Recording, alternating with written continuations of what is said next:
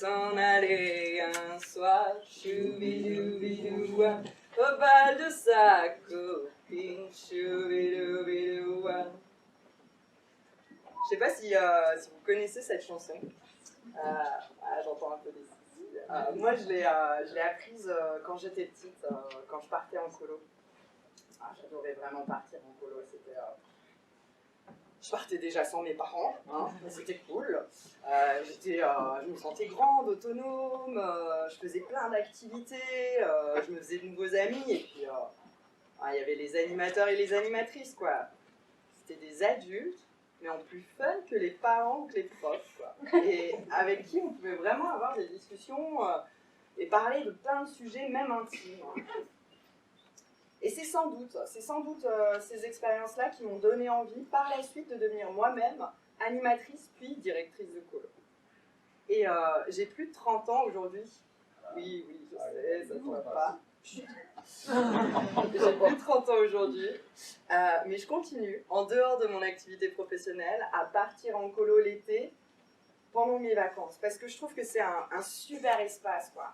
De l'auto-organisation, du partage... et à qui on peut donner un vrai sens politique.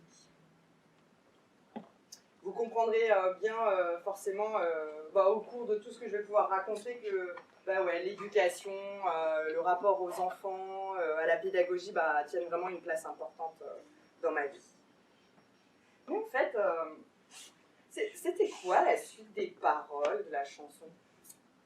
En fait, je ne me rappelais pas. Alors, je suis allée sur l'internet. Et là, bam, le premier site sur lequel je tombe me présente la chanson comme une comptine permettant d'apprendre les agrumes en chantant. Ouais.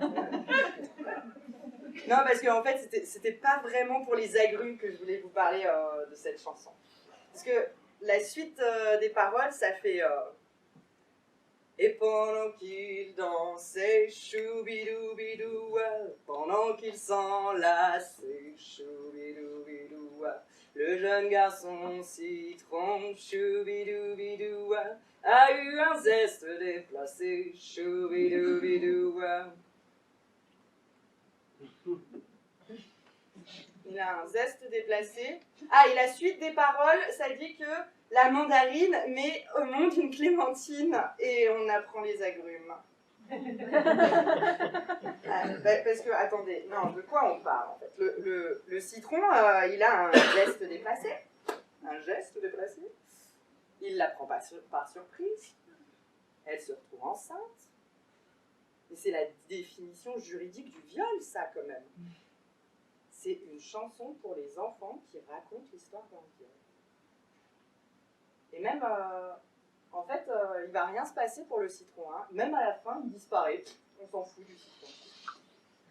Et la mandarine, elle va s'occuper de sa petite clémentine. Ouais.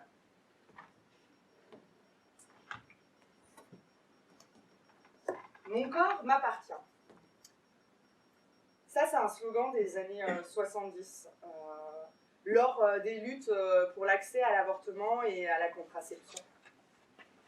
En fait, c'était peut-être plus un objectif, une utopie, un rêve qu'une réalité effective.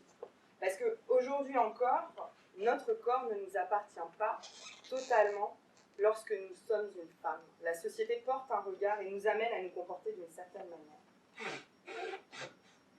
Et ce que je voulais vous proposer ce soir, en fait, c'est de partir de l'enfance et de s'arrêter à différentes étapes de la vie du corps des femmes et de voir ce qu'ils jouent socialement et politiquement. Alors l'enfance, où on apprend à être une petite fille ou un petit garçon, l'adolescence, le moment clé dans la construction de l'identité, mais où on va aussi apprendre que notre corps, il n'est pas seulement sexué, il est sexualisé, pour arriver à ce moment plus lointain où on sera face à cette question de la maternité. Mais bon, moi... quand j'étais petite, je pense qu'on peut dire que j'étais une grande gueule. Ça... Alors moi, je m'en rendais pas compte du tout. Hein. Mais souvent, ma mère, elle disait... Alors c'était très souvent après que j'ai pu dire quelque chose à voix haute, et elle, j'en ai gênée. Laurence, elle a vraiment pas sa langue dans sa poche, hein, quand même. Ouais, non, moi, je sais pas. Quand j'avais besoin de dire quelque chose, je le disais. Quand quand je comprenais pas, je posais des questions, quoi. Je faisais pas de différence. Mais il y a eu un moment qui a pu changer, en fait, un peu ma manière d'être, dont j'ai eu conscience et que j'ai compris vraiment que par la suite. J'ai 8 ans et je suis en classe de CE1. Ouais, pour cette session de conférence, le CE1 est une classe vraiment importante. Mais bref, moi je suis à l'école primaire, il y a mon grand frère, lui, il est en CM2. C'est un grand, quoi. L'an prochain, il part au collège, ça me dégoûte un peu, alors je me dis qu'il faut que j'en profite, quoi, parce que moi, je l'aime vraiment fort, mon frère, alors pendant la récré, je vais le voir, j'essaie de lui faire des câlins, lui, il essaie de m'éviter, tout ça. Bref, ça se passe assez bien, et en fait, il y a ce jour où j'ai dû dire ces 4 vérités à un garçon, plus grand forcément, hein, je m'attaque jamais à plus petit. Et ben ce garçon, ça lui a pas plu, et il a voulu me taper. Mon frère, qui a eu vent de cette histoire, l'a su, et donc il est venu, il s'est interposé. Et puis mon frère est venu assez rapidement après, et il est venu, il m'a dit ces mots, il m'a dit « je serai pas toujours là pour te protéger. Je ne serai pas toujours là pour te protéger. » Alors, ouais, ça peut paraître anodin comme événement, mais à partir de ce moment-là, j'ai commencé à me renfermer progressivement, à moins dire les choses. J'ai appris à me taire. Et je ne dis pas ça pour régler des comptes familiaux, hein, même si mon frère n'est pas là, mais je sais que lui aussi, il était empreint de tout ça. Que, en fait, c'était un garçon, qu'il était plus grand, il comprenait les enjeux, il a juste voulu protéger sa petite sœur. Mais à partir de ce moment-là, j'ai compris qu'il faudrait que je me comporte d'une certaine manière parce que j'étais une fille, que je me comporte en fonction des attentes liées à mon sexe. Alors, ne pas être dans le conflit, hein, ne pas m'insurger contre l'injustice, ne pas me mettre en colère, quoi. En bref, être une fille douce et calme. Et ça a été théorisé en sciences humaines et sociales, comme la socialisation différenciée et l'identité sexuelle. C'est-à-dire que depuis notre naissance, on n'est pas construit et éduqué de la même manière selon que l'on est une fille ou un garçon. C'est différent, et ça va participer à notre identité sexuée, c'est-à-dire le fait de se sentir fille puis femme, ou garçon puis homme. Et on le sait, hein, le sexe c'est un marqueur important dans notre société. Il suffit de voir la première question qu'on va poser à quelqu'une quand on sait qu'elle est enceinte ou qu'elle vient d'accoucher. Alors, c'est une fille ou un garçon ? Et même, bon alors là c'est le top, hein. Il y a même maintenant des mises en scène qui sont créées autour de la découverte du sexe du bébé.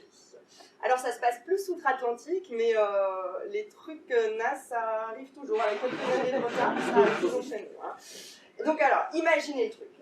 Vous allez faire l'échographie le jour où vous pourrez apprendre le sexe de votre futur bébé. Et là, vous demandez à pas le savoir. Mais est-ce qu'on l'écrit sur un petit bout de papier et qu'on le mette bien dans une enveloppe ?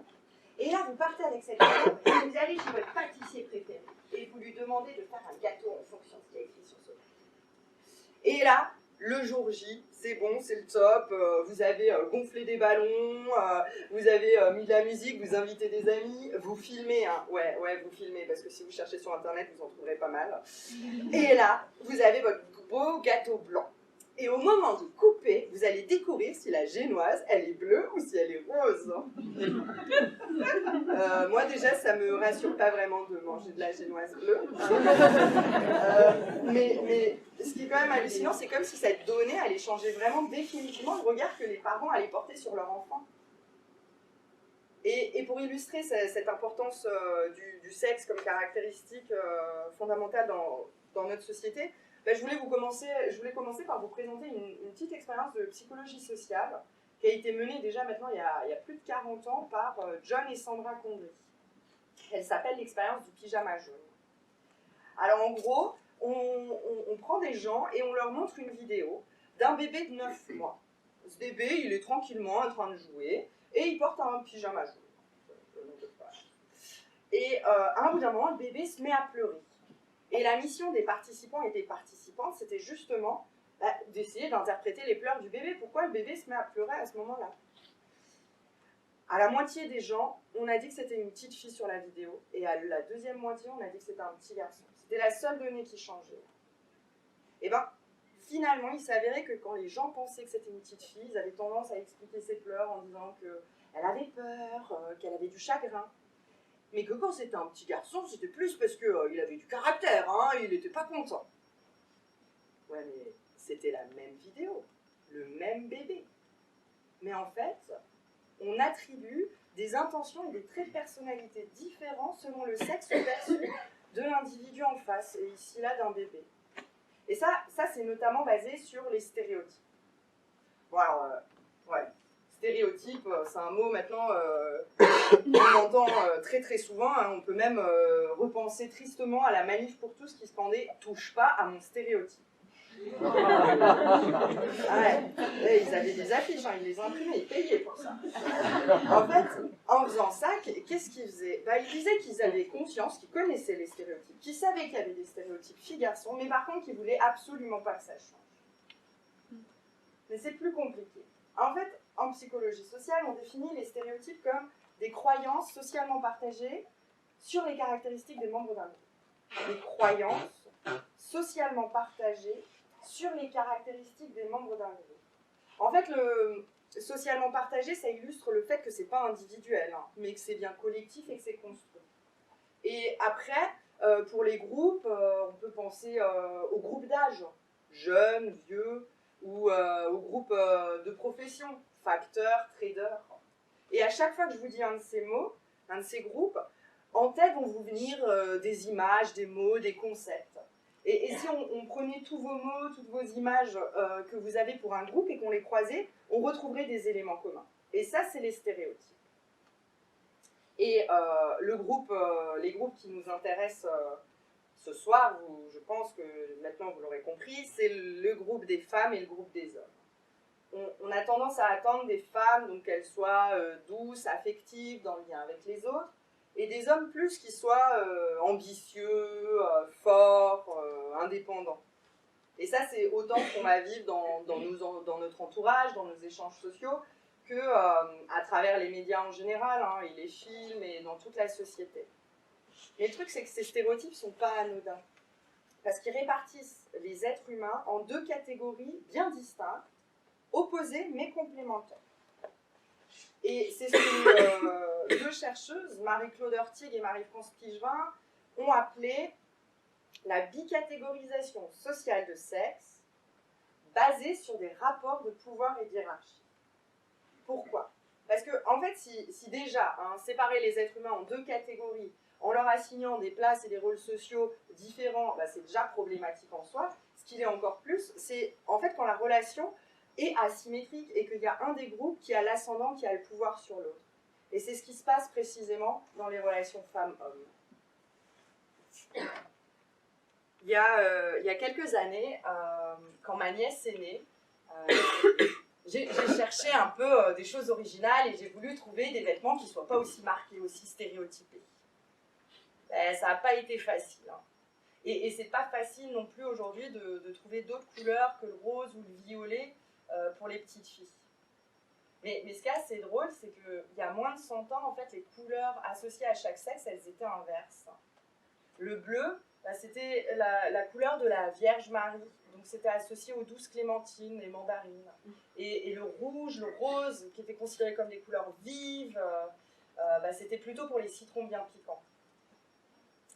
Alors la codification actuelle des couleurs pour les enfants, elle est considérable. Parce que, en fait, les éléments colorés vont avertir finalement du sexe des individus auxquels ils s'adressent. Une trottinette rose, bah oui, on le sait, c'est forcément pour une petite fille.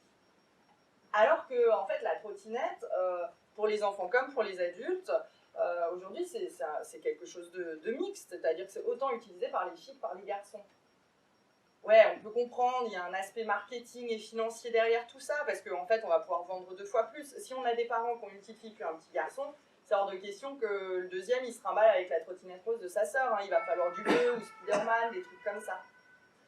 Mais en fait, c'est aussi restrictif, parce que certains jouets ne vont être colorés qu'à la destination d'un seul sexe.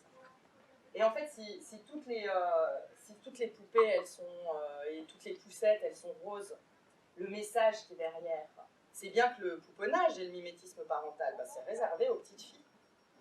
Ouais, moi j'adorais ça, franchement. J'avais mes petites poupées, je m'en occupais, je leur racontais des histoires pour qu'elles puissent s'endormir. Je les rassurais quand elles avaient peur. Et je leur faisais la classe. Ouais, forcément, j'ai voulu devenir maîtresse. Hein? Quoi? L'heure? Je sais pas. Oh merde, il est déjà 17h passé. Oh merde. Vous m'écoutez juste 2 secondes. Je sais, c'est un peu de ma faute, mais j'ai raté l'heure et là il est déjà plus de 17h. On nous attend au campement. Faut qu'on se dépêche. Alors si vous pouviez juste ramasser vos affaires et puis on y va parce que je vous rappelle. Non, et le groupe bouffe il va pas commencer à faire à manger à 21h. Hein. Oh, j'ai faim moi déjà. Les filles. Juste 2 secondes, vous pouvez juste arrêter de discuter? Ouais, vous avez entendu, on est en retard, c'est un peu de ma faute, mais par contre, est-ce que vous pouvez ranger vos affaires? Ouais. Oh, purée, elle est à qui cette serviette? Il y a plein de sable dessus. Oh, les mecs, vous pouvez arrêter de courir juste 2 secondes, là, c'est fatigant, quoi. En fait, je vous demande juste de ranger vos affaires, on y va, on pourra continuer tout à l'heure. Oh, il est à qui ce slip là? Vous êtes déjà prête. Bon bah, je crois qu'on prend du retard vers là. Je vous propose de... vous connaissez le chemin, je vous laisse rentrer au campement, vous leur dites qu'on arrive bientôt et puis... Ouais, on se revoit tout à l'heure. Par contre, non, Chloé, Yasmine, vous pouvez juste rester, est-ce que ça... Ouais, c'est ça vous dérange pas de ramasser sac du goûter, les ballons, et si vous trouvez des trucs qui traînent, ouais. Quoi? Ta serviette. Je sais pas où elle est ta serviette, moi, mais... Il y a Chloé et Yasmine qui ramassent les trucs, donc c'est bon, on va bien la retrouver. Hein. C'est bon, vous êtes prêts? On peut y aller? Allez.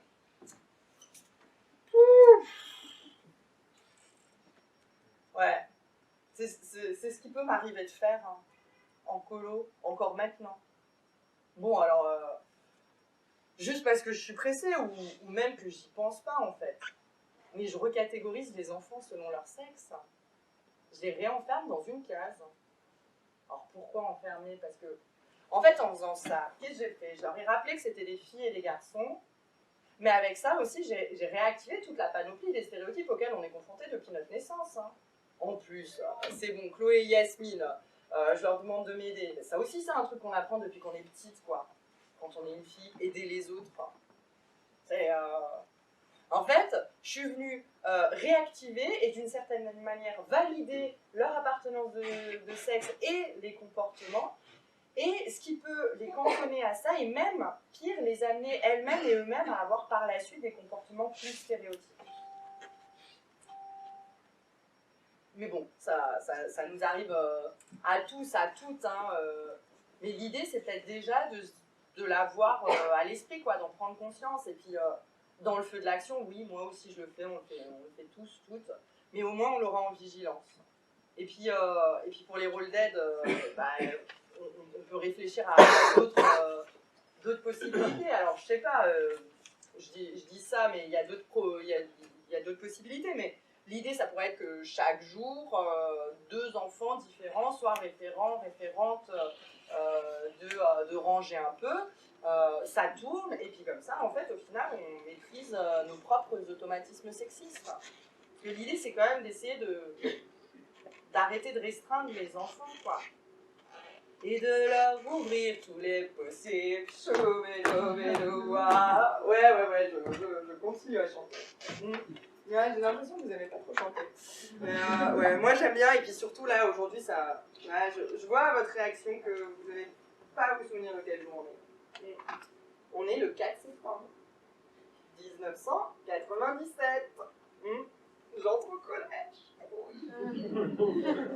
Ah non, mais j'en pouvais plus de l'école primaire, là, et puis les CP, les CE1, c'est chiant, et tout. Là, non, maintenant je vais au collège, je suis grande, c'est un peu plus loin de la maison, et en plus, je retrouve mon frère. Bon, lui, maintenant, il est en 3e, hein, il me calcule plus, hein, je n'existe pas. Mais moi, je suis contente, je vais au collège. Alors, on m'a appris à être une gentille écolière, hein, à travailler, faire ce qu'on me dit. Je le fais.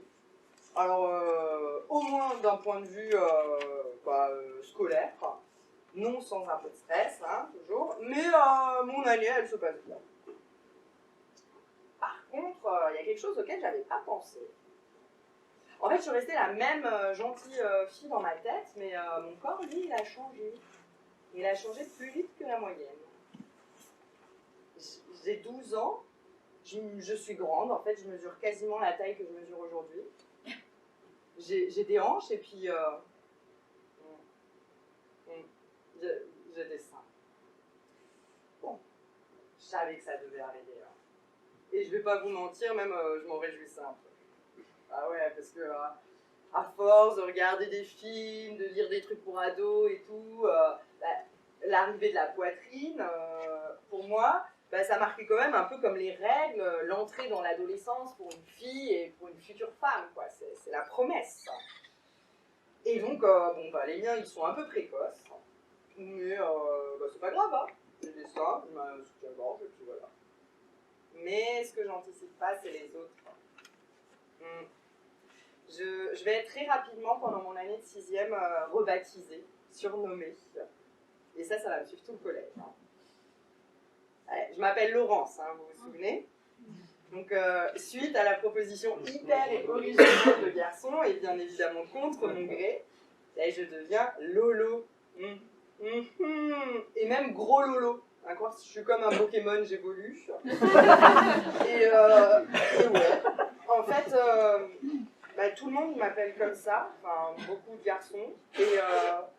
Et même mon prof de sport, hein, il m'appelle Lolo. Ça semble pas lui poser de questions. Je disparais au profit de mon corps, enfin d'une partie de mon corps, qui plus est sexualisée. Je deviens Lolo, gros Lolo. Alors encore une fois, hein, je dis pas ça pour me morfondre sur le passé, tout ça, mais l'idée ce serait déjà de dépasser ces phrases simplistes du genre « L'adolescence est une période vraiment difficile. Les jeunes peuvent être tellement méchants entre eux. » Non, je crois pas en fait. Là, derrière ça, il y a une responsabilité sociale et collective. Et ça la théorie de l'objectivation, elle vient bien l'expliquer. Alors, cette théorie, elle date de 1997. Je pense que mon entrée en 6e n'a pas été anodine dans les sciences humaines et sociales. Mais, ouais. Barbara Fredrickson et Tommy Ann Roberts, elles vont donc travailler sur l'objectivation parce qu'elles expliquent que les corps des femmes ne sont pas, c'est pas juste un corps physique, genre t'as une tête, 2 bras, 2 jambes. Non. En fait, les corps des femmes, dans la société actuelle, mais c'est pas si récent que ça, ils sont objectivés sexuellement. C'est-à-dire que non seulement les corps des femmes sont comme transformés en des sortes d'objets par la société, mais pire encore en des objets sexuels, des objets de désir potentiel. Et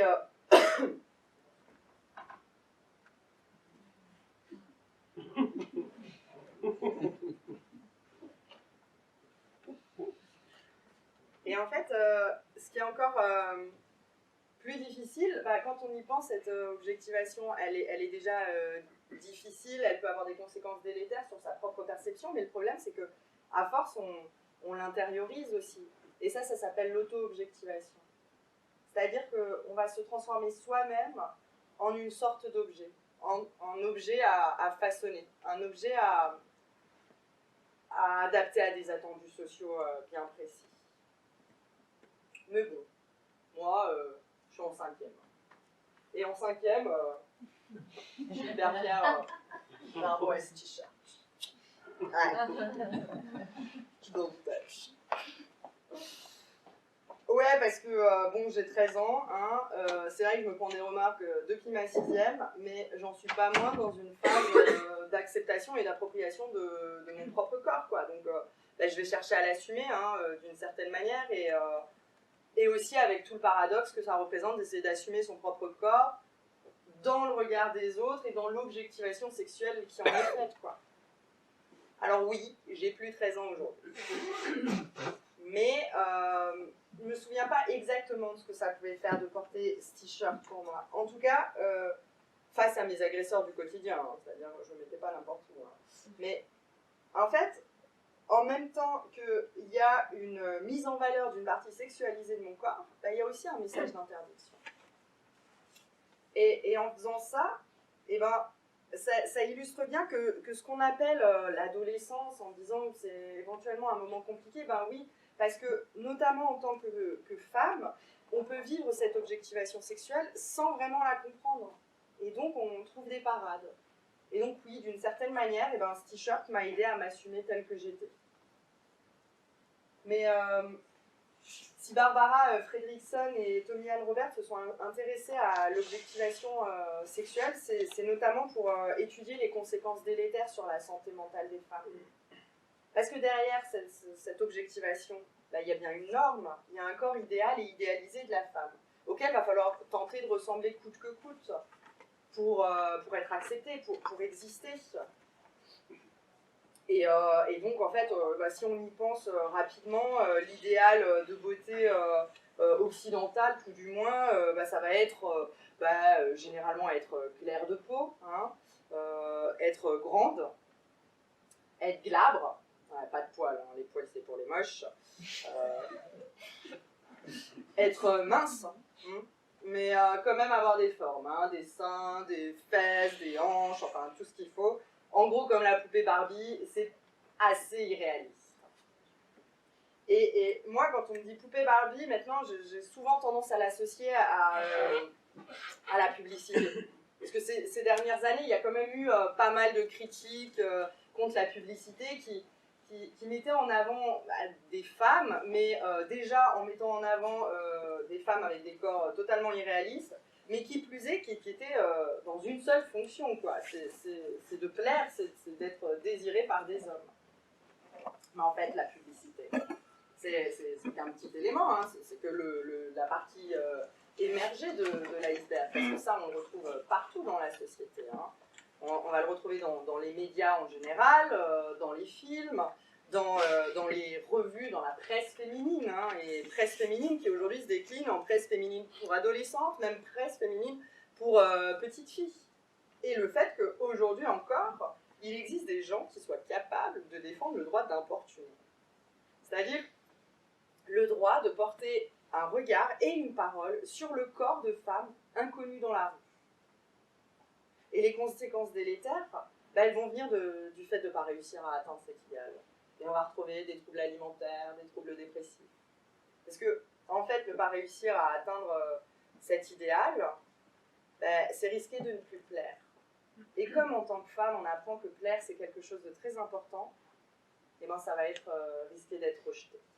Alors, bah, on fait attention à son apparence. Maud, tu sors de la tente? Ouais, tu te souviens, ouais, on a dit qu'on allait se promener là, on fait le tour du camping et tout, on découvre, ça va être sympa. Regarde, tu te maquilles.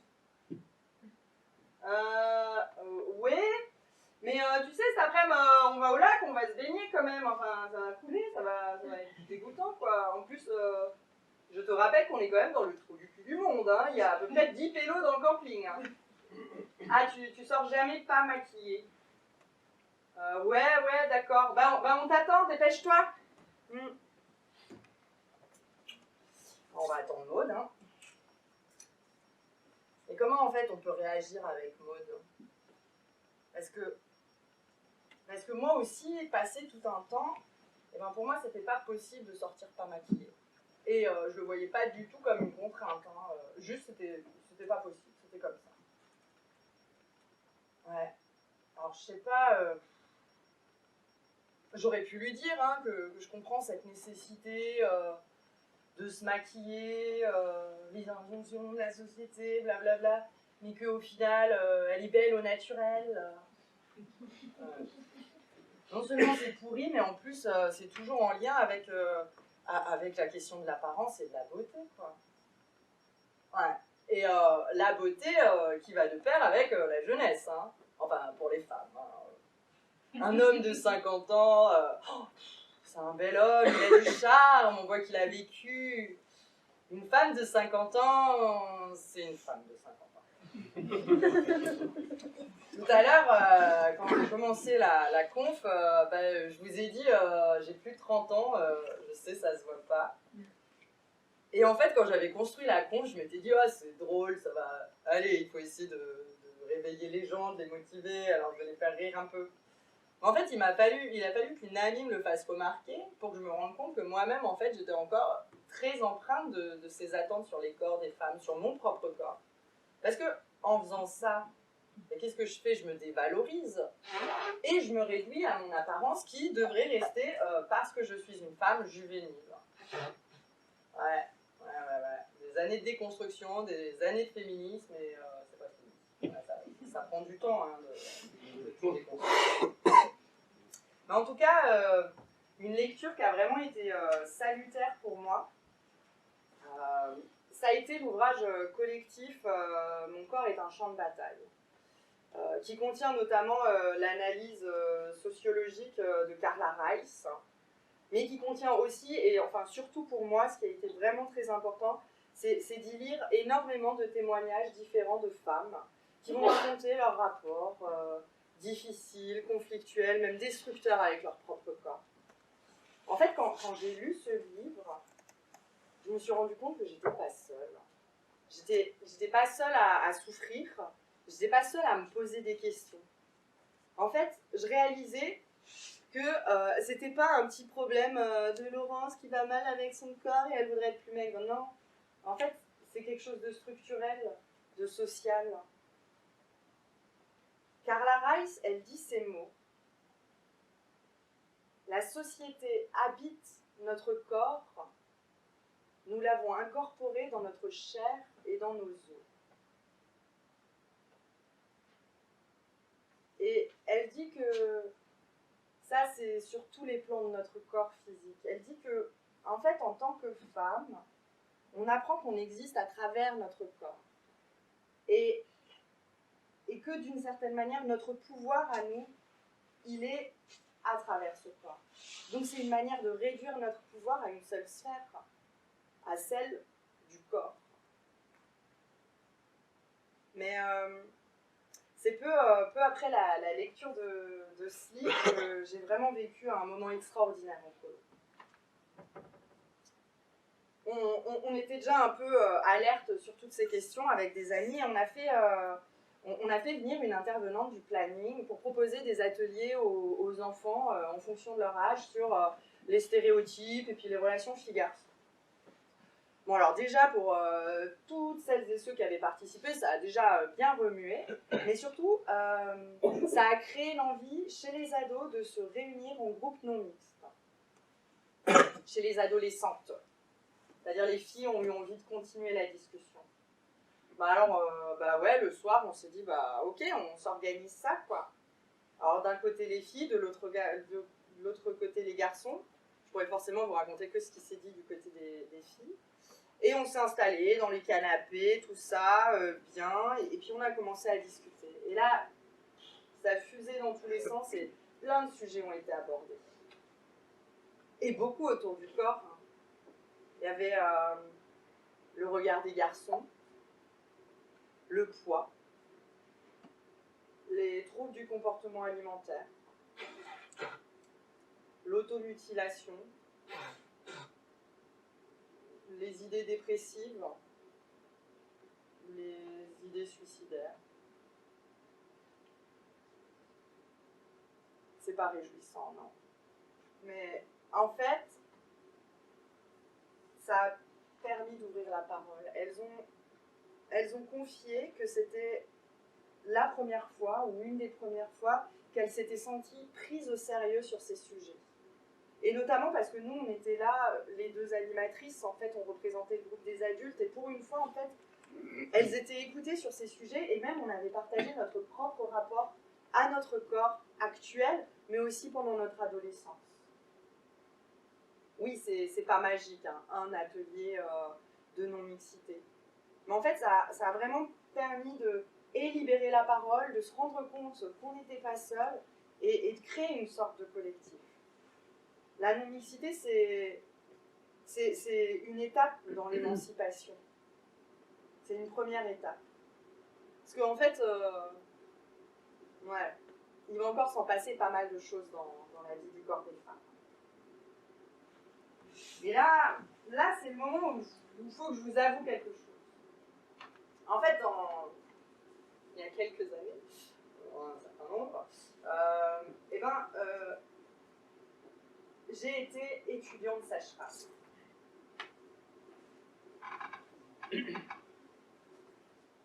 J'ai toujours trouvé ça passionnant, la grossesse. Le fait qu'un truc se développe à partir de quasiment rien, quoi. Et ça, dans notre cas, ça devient un être humain. En fait, juste un exemple. Voyez notre main. En fait, pendant notre développement, d'abord, on a les mains palmées, comme les connards. Et la magie se met en place quand les cellules entre nos doigts vont à un moment s'autodétruire de manière préprogrammée et très précise et laisser place à des doigts. Hey, le pouce opposable, quoi, c'est l'évolution. C'est bon, voilà, hein, je vois bien qu'il n'y a pas autant d'engouement que ça crée chez moi, mais voilà, moi ça. Donc, je me suis orientée vers le cursus de sage-femme, où je pensais accompagner les femmes pendant 9 mois, jusqu'au moment où le truc sort de son environnement chaud, aquatique, insonorisé, sombre. 9 mois de spa, quand même. Ouais, pour arriver dans un environnement bruyant, froid, lumineux, sec. Ouais. Donc, je suis devenue étudiante, sage-femme. Et je dis étudiante parce que j'ai jamais fini mon cursus. Alors certaines pourront dire que j'ai fui, j'ai abandonné. Et moi j'aime bien dire que j'ai avorté mes études de sage-femme. Voilà, attention, question hyper essentielle. Un toucher vaginal. Vous voyez ce que c'est? Ouais, pas beaucoup de réactions. Hein. Soit tu vas purée, non. C'est rendez-vous chez le gynéco. Ouais. Ben, moi non plus. Hein. Au début, ce que j'ai touché, je voyais pas grand-chose. Hein. Mais bon, en fait, j'ai été forcée. Hein. C'est un des premiers gestes qu'on apprend. Il faut que ça devienne une routine. Alors, la première fois que j'ai fait un toucher vaginal, j'ai expliqué à la femme qui allait bientôt accoucher ce que j'allais faire, pourquoi je le faisais.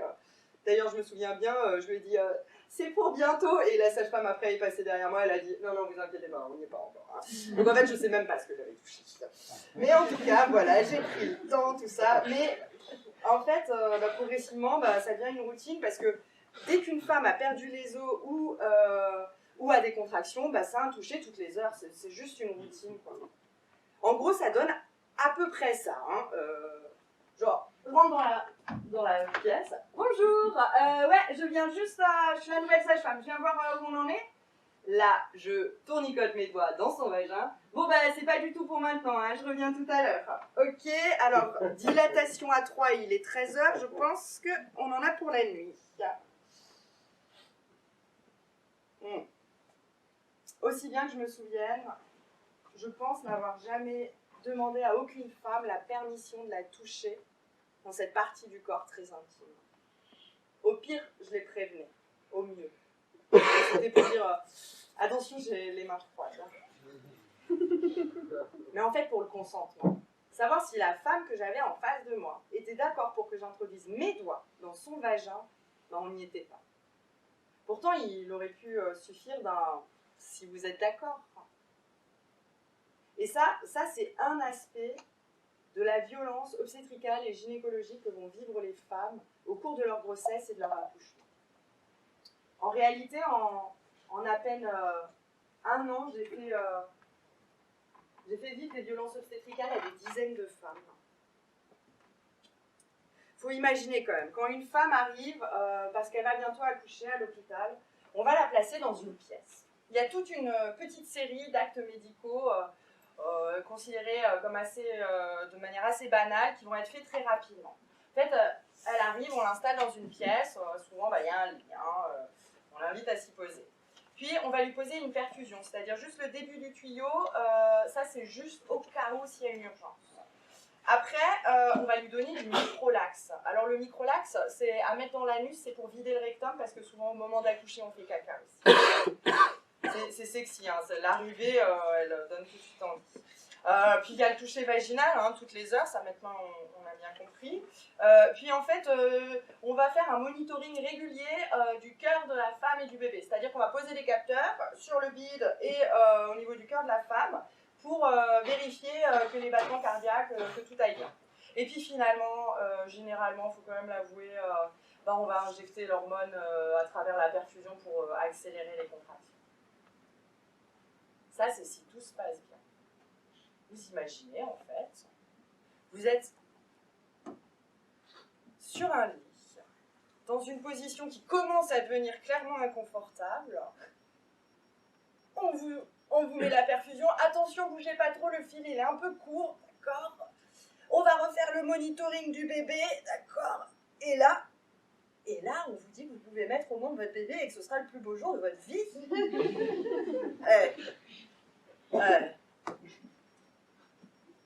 Et je vous parle même pas de la rupture de la poche des os artificiellement avec une sorte d'aiguille, de l'épisiotomie sans anesthésie, des forceps, ces pinces en métal qu'on peut voir dans des vieux films mais qui sont toujours utilisées à l'heure actuelle pour aider à la sortie de la tête du bébé, du point du mari. Le point du mari. Oh. Autrefois, apparemment, il arrivait que quand la femme avait accouché et qu'il y avait eu des déchirures, on faisait une suture. Et à ce moment-là, on recousait un tout petit peu plus que nécessaire. C'est le point du mari. C'est comme ça, l'entrée du vagin elle est un peu plus petite. Ça permettra d'avoir à monsieur des sensations plus fortes pour les prochains rapports. Genre c'est une légende urbaine, ça n'a jamais existé. Non mais c'est arrivé à une femme que je connais cette année, quoi. En 2018, le point du mari. Quand je repense à tout ça, et à tous les témoignages que j'ai pu entendre d'amis ou que j'ai pu lire, il y a mon utérus, là, et puis il se rétracte, et puis il commence à remonter tout doucement, tranquillement, il ne faut pas qu'elle le remarque, et puis comme s'il voulait aller se cacher quelque part pour jamais avoir à vivre ça, quoi. C'est pas possible. C'est...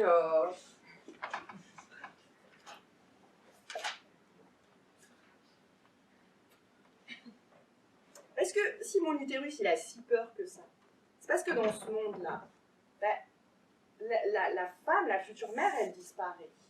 Et l'être humain disparaît. Et là, on retrouve un peu notre notion d'objectivation, mais cette fois, c'est pas de l'objectivation sexuelle. Cette fois, la femme devient une machine à bébé. Et une machine à bébé face au pouvoir médical. Mélanie Deschalotte, dans le livre noir de la gynécologie, elle explique que le monde obstétrical il s'articule autour de 2 dominations. Alors la première domination, c'est la domination des hommes sur les femmes. Avec le remplacement progressif des matrones, c'était ces femmes accoucheuses qui se transmettaient leur savoir de génération en génération. Waouh, un savoir par les femmes pour les femmes. Mais remplacé progressivement par des hommes accoucheurs, puis des gynécologues.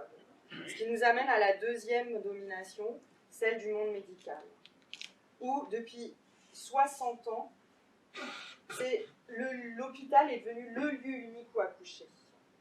Et où toute personne qui porte une blouse, blanche de préférence, elle détient le pouvoir.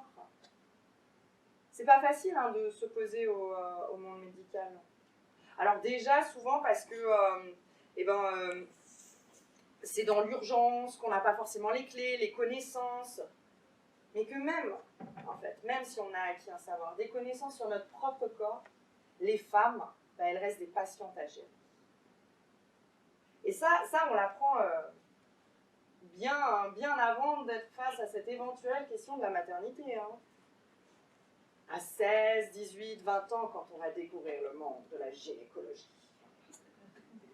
Alors, soit parce qu'on veut mettre en place un suivi, ou soit parce qu'on a besoin d'un contraceptif. Alors, on va voir un ou une gynécologue, et puis là, on va découvrir qu'on nous tâte les seins sans nous prévenir, mais juste pour vérifier, il n'y a pas de grosseur. On nous demande de nous mettre, de garder juste le t-shirt. Tout le reste disparaît, on se met en position gynécologique, et là, on nous appuie sur le ventre pour voir si l'utérus est la bonne place, puis on nous met des doigts, on ne nous prévient pas forcément, on ne nous explique pas forcément, quoi. On n'est pas maîtresse de tout ça. Ça, c'est un jour chez mon ex-gynécologue.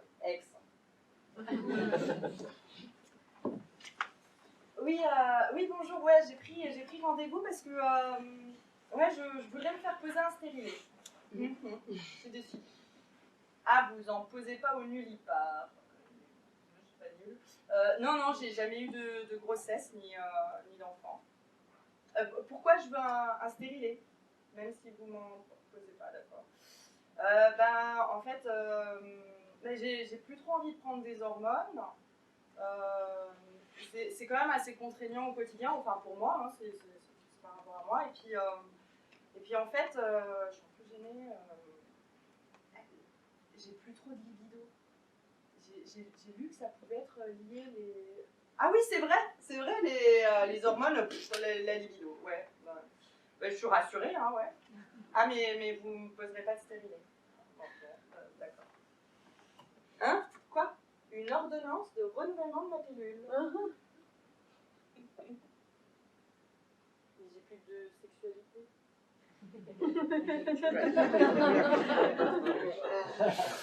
Mais bon, hein, faudrait quand même pas oublier la mission des femmes. Hein, ça, on découvre très tôt, hein, l'importance, voire le côté central de notre vie. Hein. Trouver un homme, forcément un homme, et avoir un jour des enfants.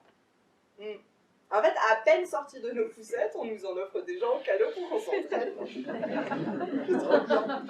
Et puis après, on a des livres. Hein. Moi, j'avais Martine, petite maman. Voilà, ça c'est parce que j'ai plus de 30 ans.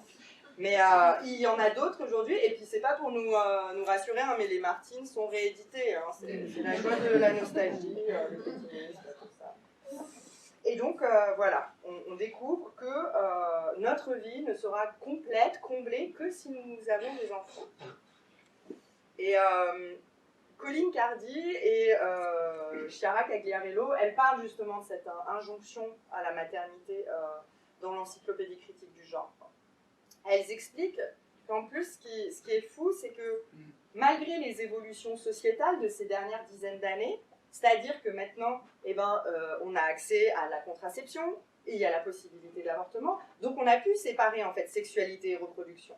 Mais malgré tout ça, en fait, les corps des femmes restent perçus et construits comme des corps maternels. D'ailleurs, il suffit de le voir hein, dans le langage courant. Alors si jamais on parle de quelque chose, hein, ça reste quand même un peu rare, c'est du choix de non-maternité. Ces femmes qui ont choisi de ne pas avoir d'enfants. Mais jamais du choix de maternité. C'est pas nécessaire de se justifier. Mais en fait, si on inversait 2 secondes, quoi. Quoi? Tu veux quoi? Des enfants. Mais pourquoi, en fait? Mais t'as bien réfléchi quand même, hein? Ben, moi, on m'a dit il y a des conséquences. Hein. À long terme. Mais t'as pas peur de le regretter un jour? Ouais. Envie des micro-violences ordinaires liées à notre corps et au fait d'être des femmes. En fait, on apprend progressivement qu'on n'est pas maîtresse de notre corps. Alors, si on revient là sur Mon corps m'appartient. C'était il y a plus de 40 ans. Et en fait, la partie n'est pas encore tout à fait gagnée. Hein. Alors, une des étapes fondamentales, ce serait, comme le dit Christine Delphi, ce serait de sortir de ce qu'elle appelle le mythe de l'égalité déjà là. Oui, les femmes votent. Oui, elles peuvent ouvrir un compte en banque sans l'accord de leur mari. Elles peuvent maîtriser leur sexualité, enfin, quand le mec n'est pas trop relou. Elles gagnent quasiment la même chose que les hommes. Enfin bon, à 26% près, c'est la même chose. Quoi. Ouais, en fait, se dire que l'égalité, c'est bon, elle est là, quoi. Et en plus, vivre avec des phrases du genre « Oh, l'égalité, vous l'avez voulu, hein, vous l'avez eu, hein. » Ouais, mais en France. Hein. Christine Delphi, elle l'explique bien en fait. C'est que tout aurait été gagné, il n'y aurait plus rien à faire ici, chez nous, en France, les gentils. Alors qu'est-ce qu'on fait? Parce que des fois on s'ennuie un peu. Eh bien on regarde les autres pays et on les monte du doigt et on critique à quel point ils dénigrent les femmes. Vous avez vu comment eux ils traitent mal les femmes? Nous on a tout fait bien. Ouais, non. Christine Delphi, elle l'explique. Le mythe de l'égalité déjà. C'est pas un mensonge, c'est un poison. Parce qu'en fait, il nous empêche d'avancer, il nous empêche de lutter. Notamment parce que l'égalité n'est pas là et le corps des femmes reste un instrument de pouvoir, un instrument d'oppression et qui nous empêche de revendiquer ce à quoi on pourrait avoir le droit collectivement. Et une dernière théorie qui peut venir illustrer tout ça, c'est Fabio Lorenzi-Cioldi qui la développe. Il étudie les groupes dominants et les groupes dominés, mais sous un autre aspect en fait. Il étudie les groupes, ce qu'il appelle les groupes collections et les groupes agrégats. Alors, pour expliquer ce que sont ces groupes, en fait, il suffit de penser un groupe à collection, c'est un groupe fait d'individualités, mais bien différentes en fait. On voit bien, chacun est unique, a une taille, une forme différente et tout. Et les groupes collection, et les groupes agrégats, ouais, c'est une espèce de gloubi-boulga en fait. C'est une espèce de masse informe. On se doute bien que ça a été fait à partir de différents éléments, mais on n'arriverait pas à les identifier. Et par agrégat, il définit justement les groupes dominés dans les relations hiérarchiques. Parce que agrégat, et donc là, dans notre cas, les femmes, c'est justement parce qu'il y a une certaine dépersonnalisation. Nous sommes avant tout des femmes, et nos caractéristiques propres sont très souvent gommées, en fait. Ce qui fait que ça a des conséquences, on est plus sensible aux stéréotypes, on a plus de mal à s'en défaire, et puis ça a un impact sur l'estime de soi. Alors une des solutions, c'est déjà de se dire qu'on pourrait sortir de ce gloubi-boulga, au moins pour un temps. En fait, mettre en avant ce qui nous rend particulière, ce qui nous rend unique, pour se sentir progressivement suffisamment forte pour soutenir et recréer du collectif. Et du collectif, il en existe encore aujourd'hui, fort heureusement. Alors, quelques exemples actuels, mais on peut penser à MeToo, qui au moins a eu l'avantage de libérer une certaine parole de femmes qui se sont rendues compte de ne pas être seules à vivre ça. Des Tumblr sur Internet comme Paye ta Schneck ou Paye ton gynéco qui permettent en fait de rapporter des témoignages de vécus divers, ou encore Emma qui est une autrice de BD et qui met en ligne libre d'accès sur Internet des BD sur le consentement, sur les violences obstétricales. En fait, ces différents collectifs, ces exemples, ils nous montrent au moins qu'on n'est pas seul à vivre ça et on peut se découvrir progressivement un collectif. C'est recréer de l'individualité, se redécouvrir pour créer du collectif et se dire que c'est possible de lutter contre ces rapports oppressifs qu'on peut vivre au quotidien du fait qu'on est une femme. Et donc, comme Sylvain l'a fait, je vais le faire. Je vais finir en chanson, parce que je veux faire semblant qu'on avait une obligation. Et moi, je vais faire plus original, là. Je vais reprendre la même chanson. Mais en fait, les paroles, je les trouve pourries. Alors, ce que je me disais, c'est qu'en fait, on pourrait se dire qu'on pourrait les changer, en fait, ces paroles. Parce que ça aussi, c'est déjà faire un pas, se donner de l'espoir, se dire que c'est possible. Et ça pourrait faire... Connaissez-vous la suite choubidoubidouba de ces petites mandarines choubidoubidouba qui se sont regroupées choubidoubidouba et on fait de l'autodéfense choubidoubidouba. Toutes les petites clémentines choubidoubidouba se sont transmises l'histoire choubidoubidouba. Que leur corps est à elles, choubidoubidouba, et qu'elles décident ce qu'elles en font, choubidoubidouba.